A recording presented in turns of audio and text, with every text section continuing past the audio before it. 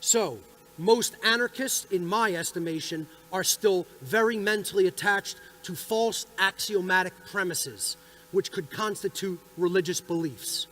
Axioms are fundamental beliefs that have become widely accepted as true because they are perceived to be self-evident or particularly useful to those who have accepted them.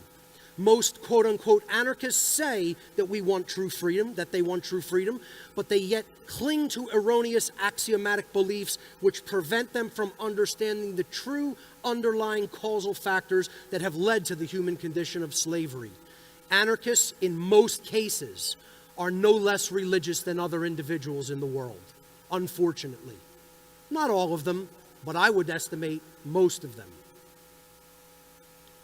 Most anarchists erroneously believe that true freedom is possible to achieve without becoming aware of the governing dynamics which actually determine the amount of freedom which any given human society is able to experience.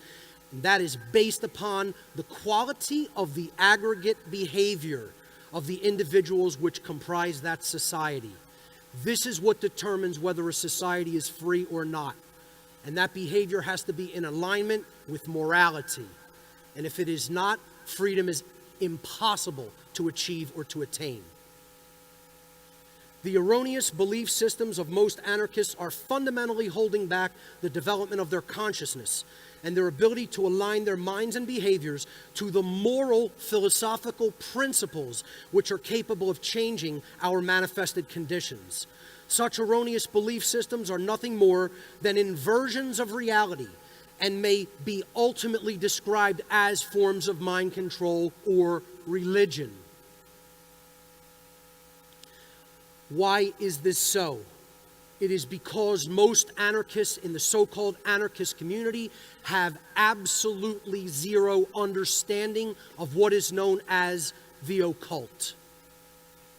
They have no idea about it. They don't know what it is. They don't know what knowledge it comprises. And they haven't even begun on the journey to looking into it. So, people think this is what the occult is. Now, I'm not here today to tell you that there aren't aspects or sects of the occult that delve into practices such as this. But this is the Hollywood variant of the occult. And we have to kind of set that notion aside and understand the occult comprises deep knowledge. And this wouldn't be an accurate image of the occult or occultism in my view. This would be. It is taking in universal, cosmic knowledge about how the laws of nature actually work. That's a more accurate definition by a picture of what occultism really is. So let's look at a definition for the occult. The word occult is derived from the Latin occultus, meaning hidden. Occultism is the study of the hidden laws of nature, specifically those laws which are at work in the invisible, mental, and spiritual domain, far more than those that are at work in the visible or physical world. Therefore, occultism involves the acceptance of a much wider worldview than that which is ordinarily taken by the everyday person. Occultists, then, may be defined as those who study all the laws of nature, both those that are readily seen and those which are much more difficult to see with the physical eyes or with scientific measuring instruments alone. That's the difference between the average person who considers themselves, someone who has any kind of faith in science versus the occultist who understands a much wider picture than just of the physical world is necessary. You heard David Icke talk about the physical reality is such a tiny sliver of the entire spectrum of existence. And that's absolutely the case.